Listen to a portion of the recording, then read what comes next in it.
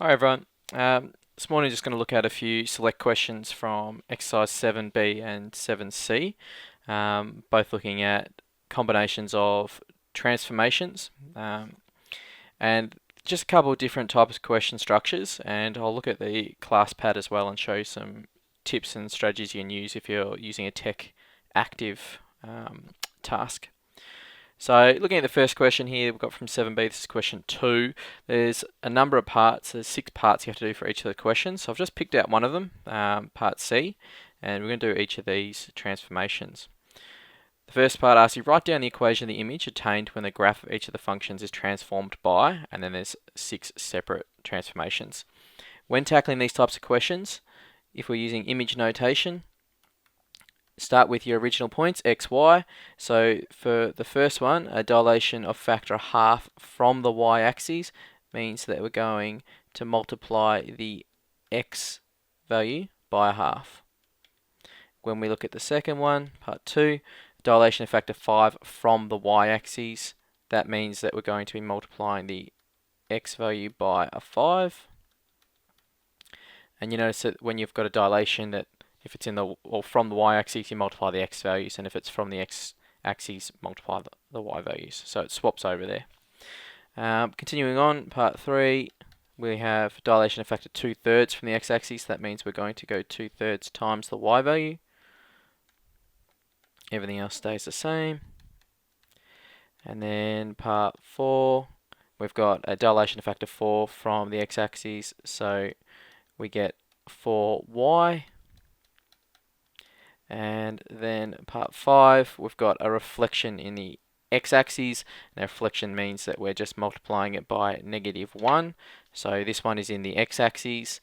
So we end up multiplying the y by -1. So that becomes x negative y is the image. And vi, we've got a reflection in the x-axis. So we're going to multiply the x by a negative. Now, each of those parts there you can use for any of the questions from A, B, C, D, E, etc. So when it comes to looking at this graph here, y equals 1 on x, we need to find the new equation under each of these 6 transformations. So let's do part C, I. We can say that the image of x is equal to 1/2 x. So then that means that to get the half to the other side, we multiply by the 2. So that should be a 2 there, sorry. 2 times the image equals x, so we substitute that into our original equation, which was y equals 1 on x. So therefore, the equation would be y equals 1 on 2x. Notice in my answer, I haven't put the little image dashes. I could put them there, and then the last step, rub them off, if that helps. So that's my first answer. For C, part 2, we do the same process.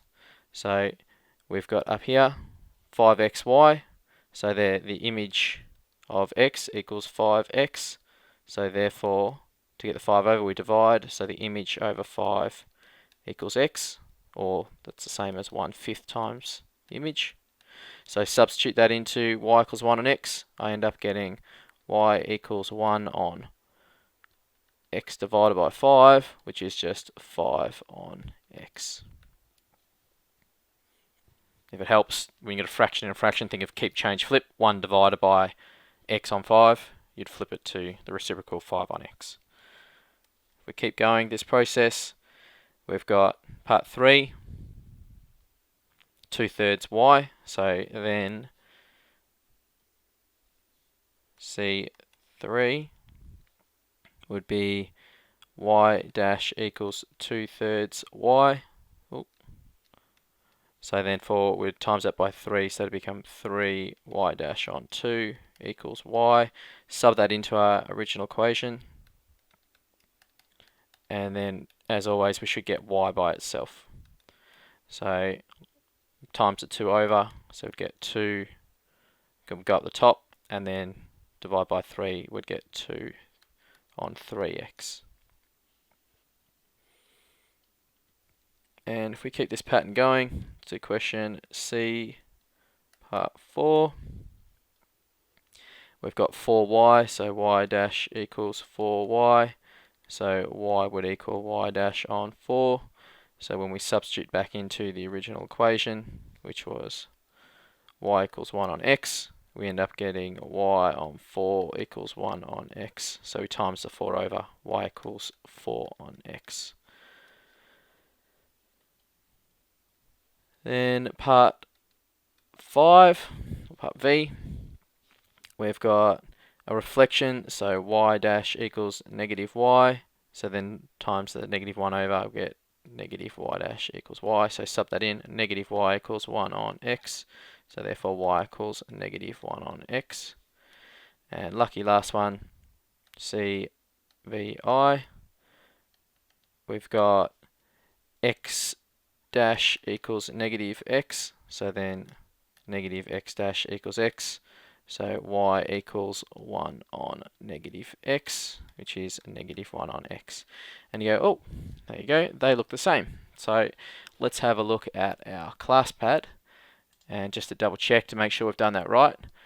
So what we're saying is that the reflection in the x and y axes, which you can see, reflection in the x-axis, reflection in the y-axis, seem to give you the same values. So let's just check that.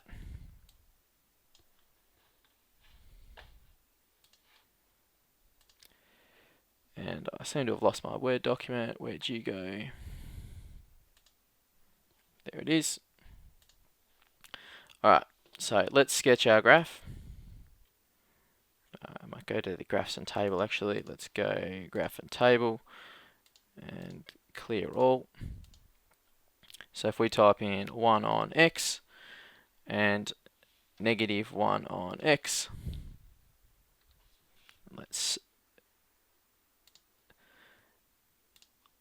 go sketch, and I've just got to fix my axes up here, and let's go initialize. So we can see the blue graph is 1 on x. If I was to reflect it in the x-axis, this top first quadrant here would go down to the bottom, and this third quadrant here would go up to the second quadrant.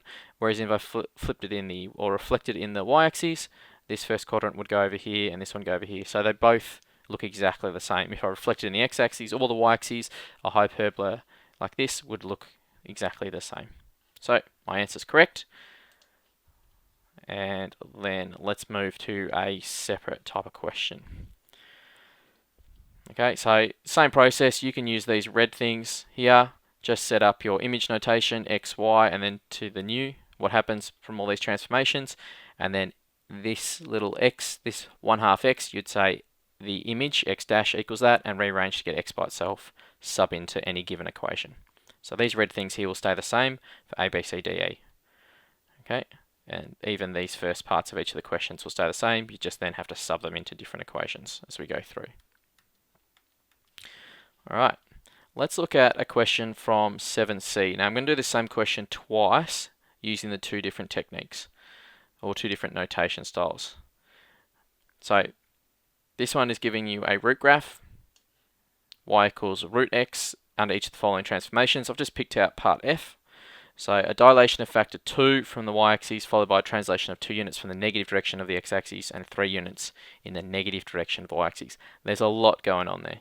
So to make this easier for yourself, always start with your original and then just follow in order. Now the order does matter, because if you do a different transformation before another one, you can actually change the shape of the graph. So the order given to us is what we're going to follow. So first one is a dilation of factor 2 from the y-axis. So that first step, I'm going to go from the y-axis, so I'm multiplying my x value. So xy becomes 2xy. The second part, followed by a translation in the negative direction of the x-axis. So translation 2 units, so I'm going 2x minus 2. And then the last one is 3 units in the negative y direction. So 2x minus 2, y minus 3 is our final image.